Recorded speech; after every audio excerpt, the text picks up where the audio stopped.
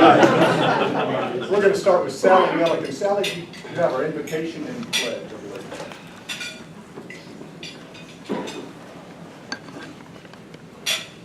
I'd just like to read this familiar message from Mother Teresa. Mother Teresa said, "People are often unreasonable and self-centered. Forgive them anyway. If you're kind, people may accuse you of ulterior motives. Be kind anyway. If you're honest, people may cheat you. Be honest anyway. If you find happiness, people may be jealous. Be happy anyway. The good you do today may be forgotten tomorrow. Do good anyway. Give the world the best that you have, and it may never be enough. Give your best anyway. For you see, in the end, it's between you and God. It was never between you and them anyway." May we bow our heads. Heavenly Father, we thank you for this food and fellowship and these words from Mother Teresa. As we go forward, show us how we may give our best to make the world a better place. Amen.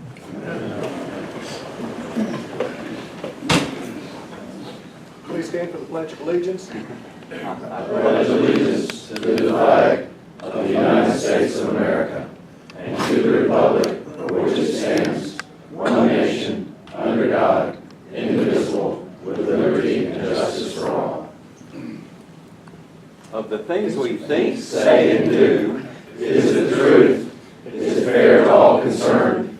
Will it build goodwill and better friendships? Will it be beneficial to all concerned?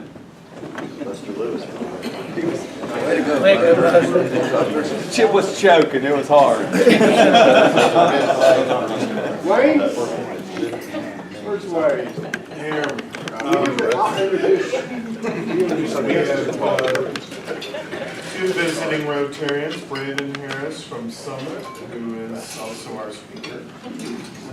We have Carl Atkins from Greensboro. Then we have Kim Dane here, who's guest of Bridget Ruggiero, and she also has been a Rotarian, and Brian Flaherty came back from work use.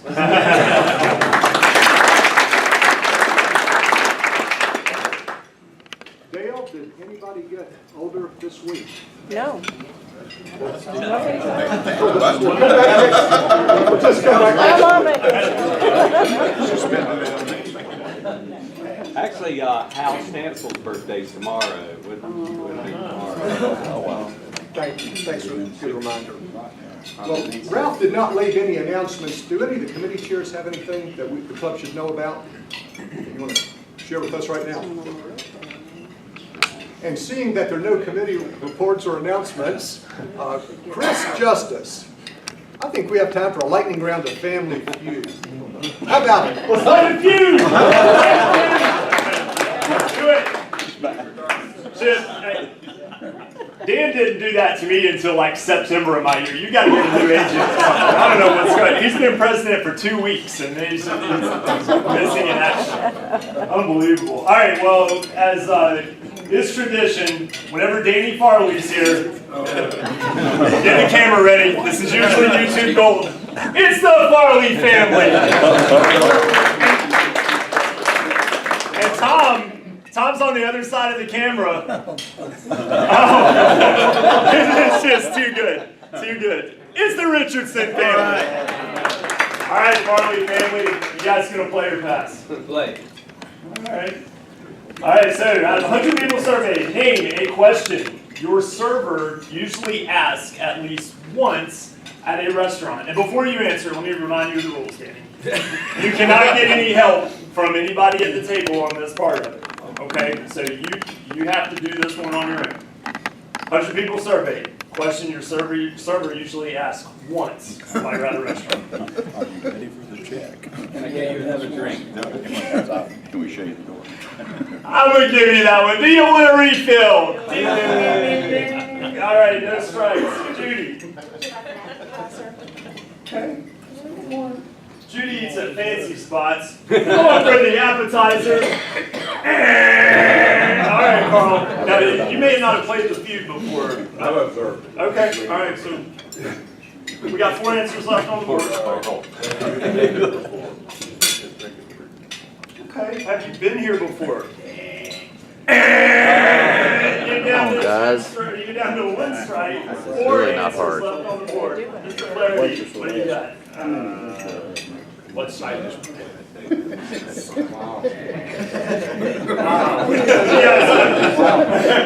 This is definitely the Farley family. What side dish do you want? Third strike. All right, so what do we got over here? Richardson family, you can work together this deal.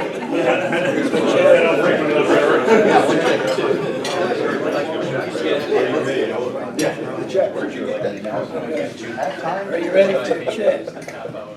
All right, you want to pay the bill? Ding, ding, ding, ding, ding, ding, ding, ding. All right, good job, Richardson family. All right, so number 1 answer, are you ready to order? Who would have thought? I mean, really. Is Tricky. everything okay? And do you need anything else? Those are the 3 answers. A lot of trick answers in there. Way to go, Tom. Down there, a few years ago, we're down there. Get him down. Large crowd. Like you said, how many is there? Oscar? How many is there? Oscar, That became a distant family. Let's do some happy dollars. What am I talking about? We got look Dale Farlow.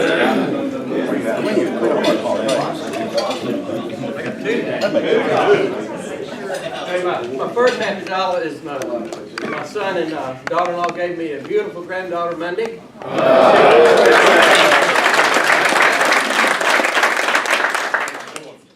My second one is I committed to go back to Guatemala with Max. I told him no, and he decided to do 400 stoves. So I said, okay, if you do 400, I'll go. But that means we got to raise $120,000 now, 30,000 more than we've ever raised. So, get your pocketbooks out. We're going to need help. All right. Another Dale. I have completed my course over at Reading Connections, and for those of you who don't know what that is, they're teaching me how to teach people English. Most of the students are adults that are from other countries, so they're also learning English. It's been an interesting course, and I can't wait for whatever I'm going to get to teach. I don't know if it's going to be 1 or 3 or 5. That's great. So. And that should be happening anytime now. Thank you. This scholar goes out to Cooper Trotter for another great job. Thank you for putting the carpet in our office. It looks great. Thank you, Cheryl.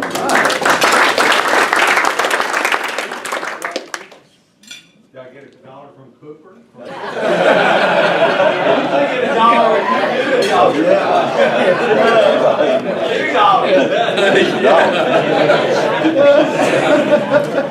take a 20. Cheryl, for allowing us to Got another. I'll give you one more. But anyway, it did take us about 3 different weeks to get the job done because of the offices and the furniture and everything, but thank you, Cheryl. You're welcome. No lawsuits. I always would hate to work with a lawyer, though. A happy dollar for a life well lived and life well loved. The response for all you for the passing of my mother 3 weeks ago, and it's just been overwhelming, but also in a very good way, and heartening to see the life she led and the impact she had on this great community. And that life does go on as she would want it. Her Rotarian husband, my father, will be 85 next week. So cheers to them.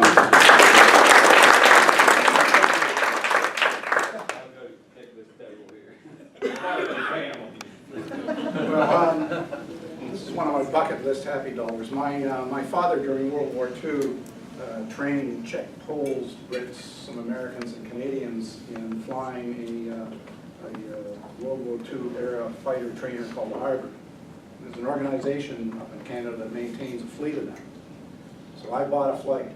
I flew up there, flew up to Buffalo last Friday, drove over to Tilsonburg, which is a little town southwestern Ontario, bought a formation flight, and it was incredible. It was incredible. We're up there 3,000 feet up above the clouds, and I could just feel my dad smiling at me.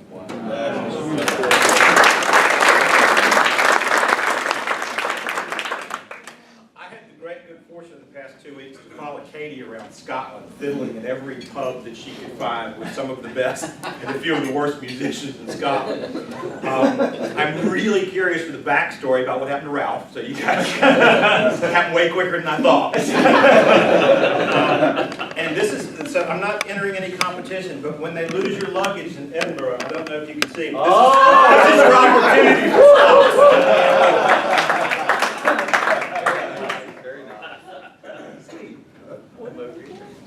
Yeah, I just had a wonderful vacation up in Toronto where I did nothing but eat and drink for a week. Trying to lose a little weight. Smith. What, I don't know if I heard Jim say, but one of the things he took with him was his father's flight records. So that's pretty amazing. So 2 happy dollars. One today would be my dad's 94th birthday. Missed him for 15 years. And over the 4th of July, down at our dock, we've got a place down at Lake Tillery, got some beautiful flower pots, and I looked in one of them, and there was a mother duck on one egg. And, you know, the next morning, we went down there's 2 eggs, and that afternoon, there was 3, and then by supper, I looked at it, there were 7. The next morning, there were 8. And then that afternoon, before we left to come back to Greensboro, there were 9. So I'm going to get a duck cam, put it down on the dock. The little duck has got a Twitter account called, you know, not to be outdone by the Bronx Zoo's Cobra, LT Mama Duck. She says it's pretty lonely down there. She's glad all the yahoos are gone off the lake. And strangely enough, Nest Cam started following her. So she only has about 9 followers. But we're trying to get a sponsor in. Send an email out. I will. LT Mama Duck. I mean, good Lord, you watch a giraffe for 7 months. I know. You can at least watch it. Well, they take 28 days to hatch, so we got about 23 left. So you can see what she does. Send out the link. A lot of fertilizer for that bush. Oh my gosh. One more grandchild to add to the list. My son Tyler, they've got a little baby boy, Archer, so that's 5 now in 5 years. So, yeah, I got 1 son who's a holdout. He didn't want to talk about it. That may be where it is. Congratulations.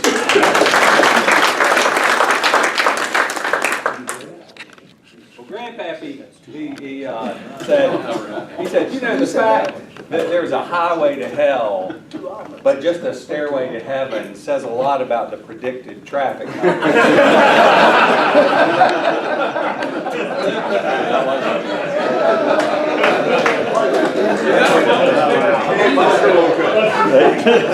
back.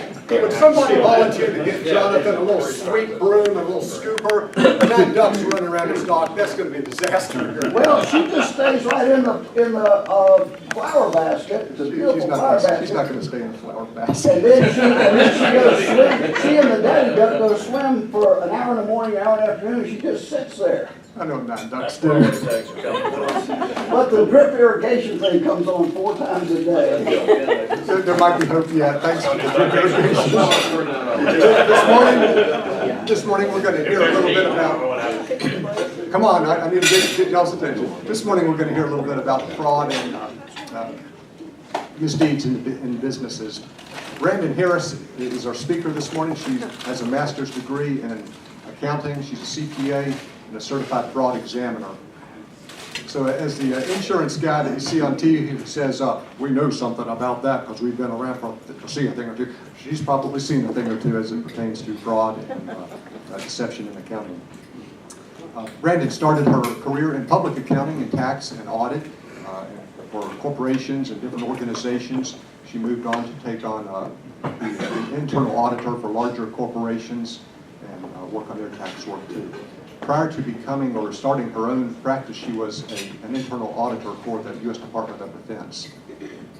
In addition to performing fraud examinations, Brandon also serves as an expert for attorneys who are practicing family law and business dispute cases. She'll also serve as an expert witness on occasion too, just so you know. Brandon is a Rotarian, as you heard earlier. When she was introduced, she lives in Greensboro with her 9-year-old daughter Ada, and enjoys spending time with Ada with friends. She enjoys kickboxing, jigsaw puzzles, no surprise, right? And for her pugs and cat. Please give a warm Rotary welcome to Brandon Jones.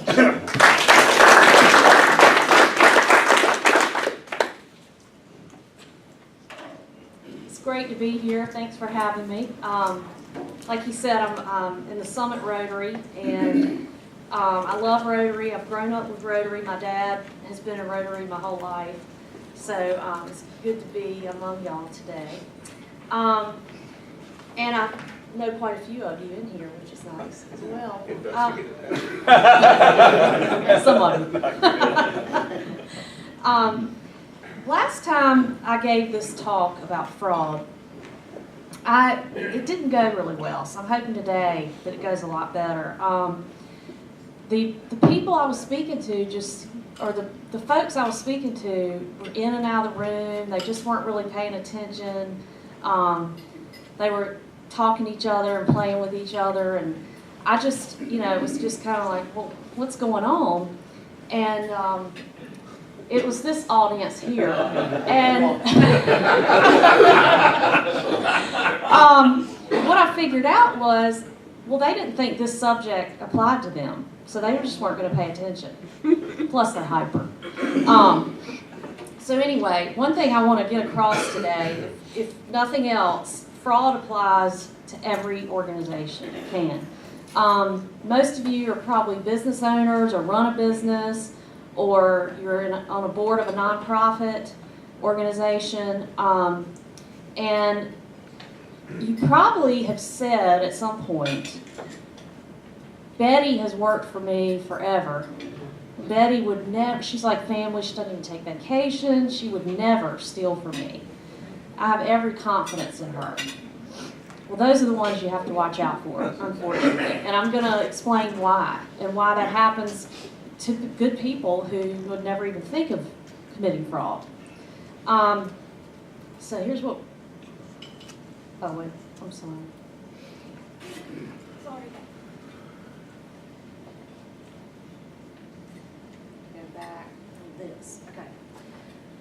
Who do you think the fraudster, who's committed fraud in this picture? All three. All four.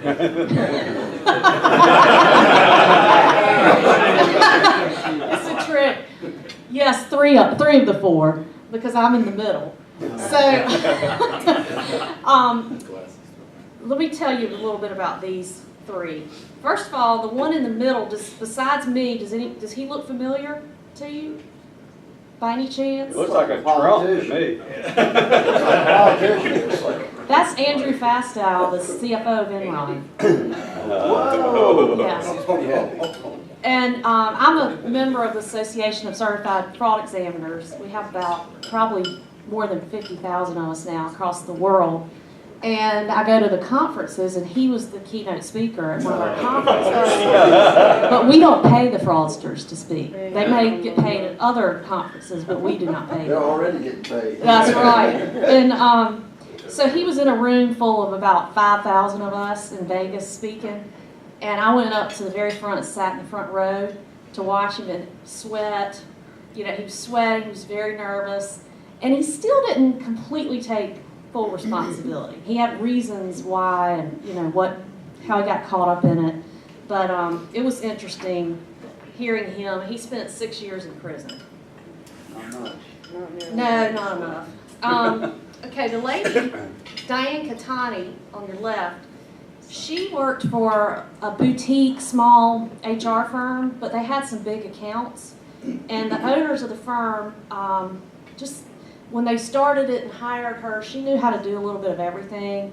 She could do the payroll, she could interact with the customers, she could do the billing. She just was very good at a lot of things. So they just pretty much left it in her hands, and they traveled and did, they did some business development and stuff, but she ran the place, hired people and all that. Well, one Christmas, she and her family went out west. And she realized once she got there that the trip had been put on her corporate credit card, not her personal. So she thought, okay, when I get back, I'll take care of this. And she fully intended to. But when she got back, they had some other financial needs in their family. So she didn't pay it back. And then once she got away with that, nobody's looking over what she's doing. She, charged more to the card. She paid herself a little bit more in payroll. Lots of ways she stole it. She ended up stealing a little over $500,000 from that small HR firm over the course of, I think hers was about 4 years. She served, the sad thing about that one is, she served an 18-month sentence right after her son turned 3 months old. And then the other lady here, Amy Wilson, she was an office manager. I'm sure many of you have office managers. And she had a situation where her son was in and out of juvie or jail or whatever. He was just getting in trouble all the time. And she had some financial needs. And so she ended up over 4 years taking about $350,000. From a family-owned manufacturing company, like we have many of them here. And she spent 4 years in prison. So that's just to give you an example of some of the cases out there and why people do it, and I'm going to get more into that. So what is fraud, first of all? Then we're going to talk about how it impacts your organization, who commits fraud, and what can your organization do about it. Some minimal things you could do to try to prevent it. Does anybody know what fraud is? Like how you would describe it? There's a legal definition, but it's pretty wordy.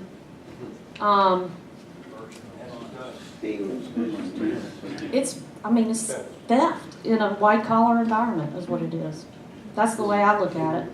It's simply theft. Is you're taking money that's not yours, and it happens typically through embezzlement, where you are using your internal, your job basically that you've been hired to do, you're using that to gain financially on a personal level. There are lots of different types of fraud. Like I said, embezzlement is very common. That's what Diane and Amy both did in that slide before. There's skimming of cash from deposits before you make a deposit. If anybody's paying in cash, whoever's making that deposit might just take the cash, and then there's some accounting stuff they can do to cover it up for a while. Inventory, if you have a lot of inventory, that can go out the door.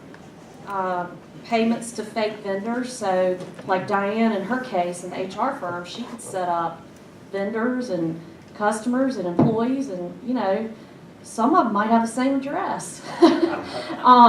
So she could make up her own company and pay herself because nobody's looking at it.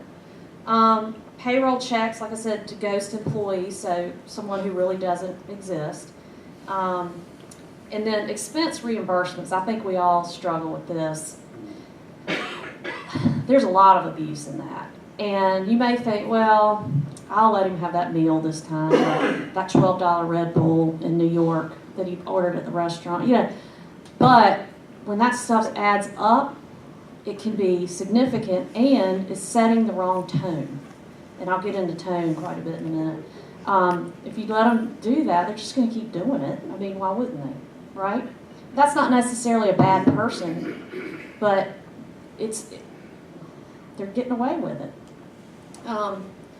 Yeah, and then the personal credit card charges on your corporate card. Some other schemes, vendors that are true vendors could be billing you more than they're supposed to, or fake bills, and somebody internally in your company could be benefiting from that, like kickbacks. Bad checks from customers on purpose, and then theft of intellectual property, which is like your designs and trademark stuff. Okay, so how does it impact my organization or company?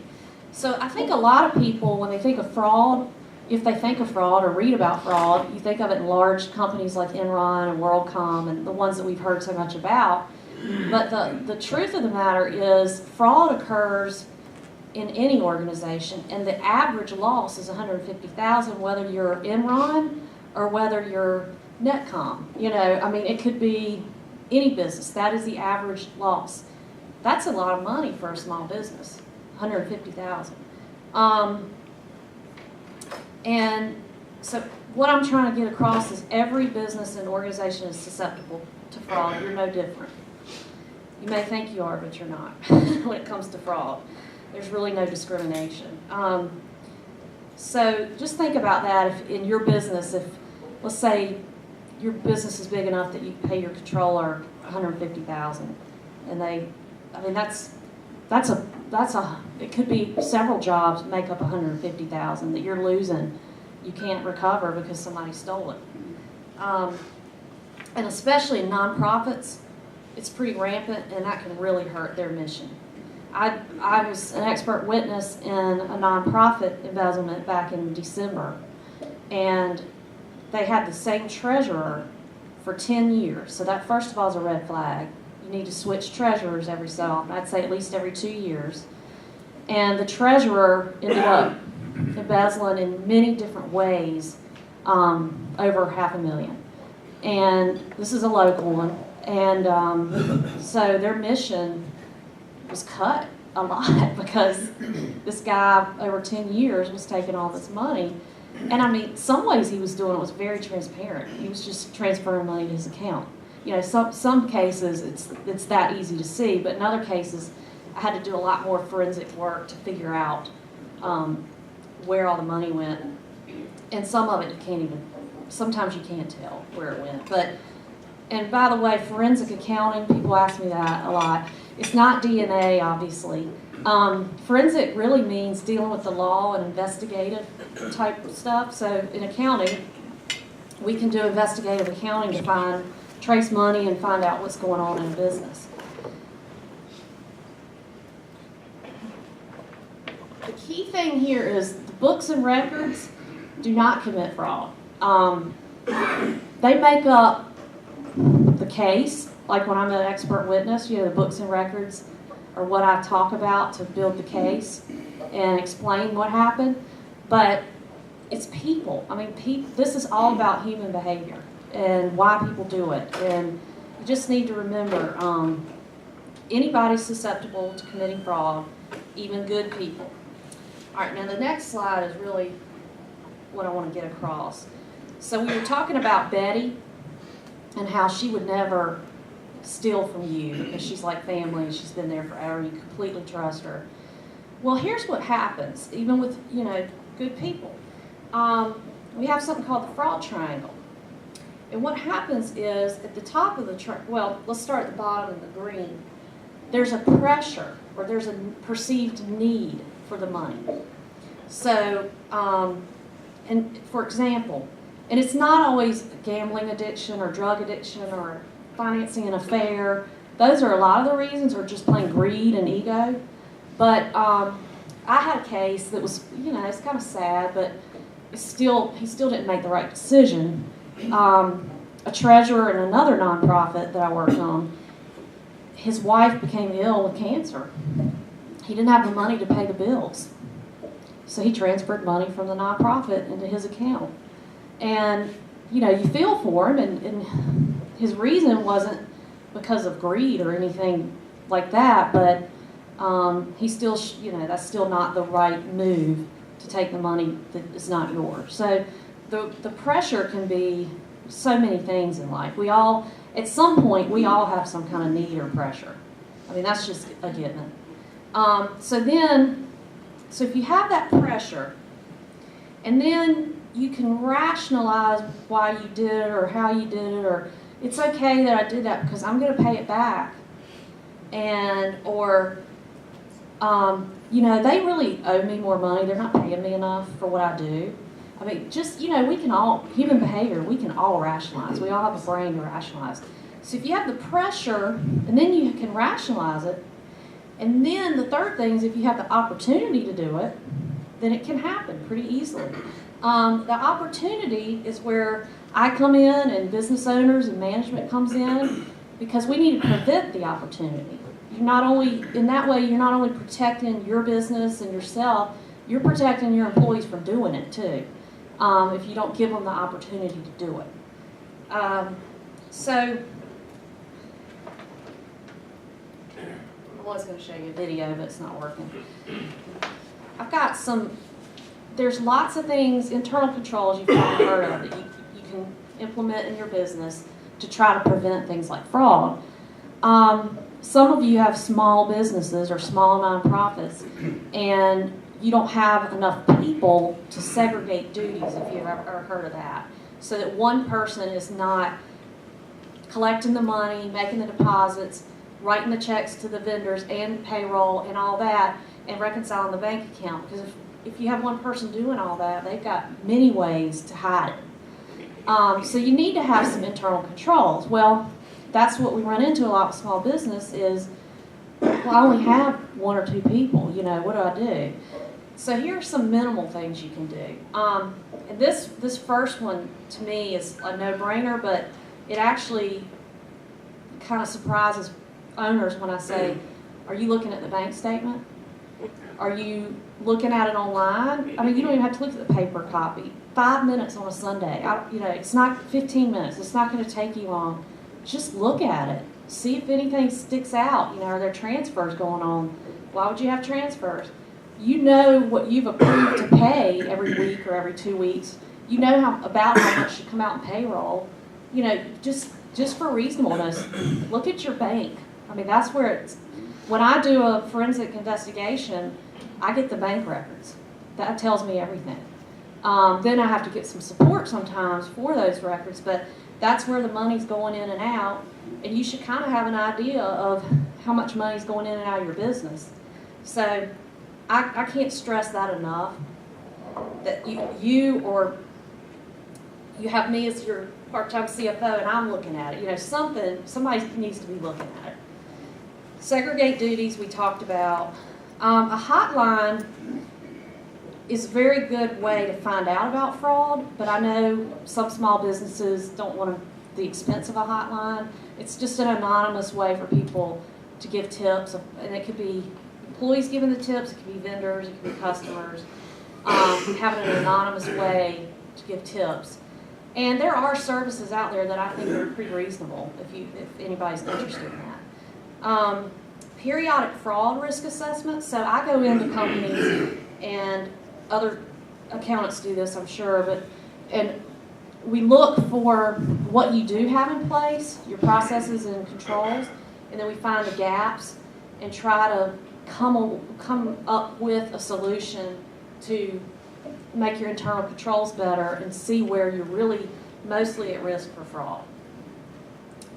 And then the third party periodic review of financials. So that could be your CPA firm's looking at them quarterly. I'm part of a group we provide fractional CFO and controller services, and we come in once a month and look at, you know, whatever, but just have somebody else looking at the financials.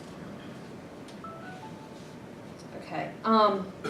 What do you think the number one way is to find out about fraud happening? What's the number one way you can discover fraud in your business? Somebody tipping. Yes, absolutely. Tip by far. It's on there, isn't it? Tip by, I'll see if anybody looked at it. I was testing you. No, I'm kidding. You get a star. Thank you. Tips by far. I mean, I think another, there are a lot on that list, but if you think of you're having an audit of financial statements, that's a good thing to have, definitely for many reasons, but audits aren't geared to find fraud. So they're down on the list, you know. So just to let you know, you probably want to create an environment where people will report things. Some other tips, and well, let me start with the second bullet here because that's what I'm talking about. You really need, I see this all the time actually. Tone at the top in a company is very important. You're setting the code of conduct, you're setting the code of ethics, what you will accept, what you will not accept. And I think it just makes for a better environment overall and morale because you're not treating people differently. You just have a tone of how this company is going to run and what's going to happen and what's not going to happen. And everybody is on the same page. So I would definitely encourage that. You can have a short ethics policy that everybody signs, but more than that, it's just the tone you set in the organization. Okay, another tip, the first one on here that people just a lot of times just don't think about. Talk to your insurance agent or look at your policy and just make sure you have employee dishonesty coverage. Some of them call it different things, but that's one of the key terms. I had a situation with a furniture company in Charlotte, and they brought a new controller in. They hired a new controller, and when she got there, she realized the old one had stolen. And so they called me in, and it was I think they lost about $30,000. But first thing I said was, well, before you pay me to do anything, does your insurance cover any of this? And they hadn't thought about that. So they called the insurance company, and sure enough, they recovered $25,000 of the $30,000. And it's not expensive coverage. So it's just a no-brainer. Have it. Use background checks. They're not going to always prevent fraud because this is a thing that I struggle with a lot in this industry is a lot of people, if somebody embezzles from them, a lot of business owners and organizations don't want the publicity, right? Because they feel embarrassed and they just don't want that negative publicity. Well, again, it can happen anywhere, so there's no need to be embarrassed. But when they don't prosecute or turn them in or anything, it's not going to be on the background check. So people go down the street to your buddy's business, and they're going to steal from them too. Because once they start doing it and get away with it, it's just so much, it's just becomes a pattern. So if you want to protect your fellow business men and women, it's a good idea to go after the person committing the fraud so we can stop it. You can do fraud awareness training for your employees. That's part of the tone at the top. I do some proactive data monitoring, like I was talking about earlier, where you could have the same address for a vendor, an employee, a customer, where you could go through data and just try to see if anything sticks out that you need to investigate. And then the last point I've already made. So some of the fraud-related services are fraud examinations if you think something has happened in your company. I provide litigation support to attorneys. A lot of times the attorneys are the ones that hire me. And then if I have to testify, I do. Fraud risk assessments like we talked about, fraud prevention consulting, and then fraud awareness training. Those are different services that a CFE like myself can provide. And then the forensic accounting, like I said, is more like investigative accounting. And so I do that in litigation support with attorneys and family law, divorce, business disputes where partners are splitting up and they think this one took this money or this one owes them this. And we have a business that needs to be scrutinized so that it can be valued. Bankruptcies, economic damages, lots of ways forensic accountants can help. And this is how you can get in touch with me if you need my help. Hopefully you don't. But thank you so much for having me. Brenda, thank you.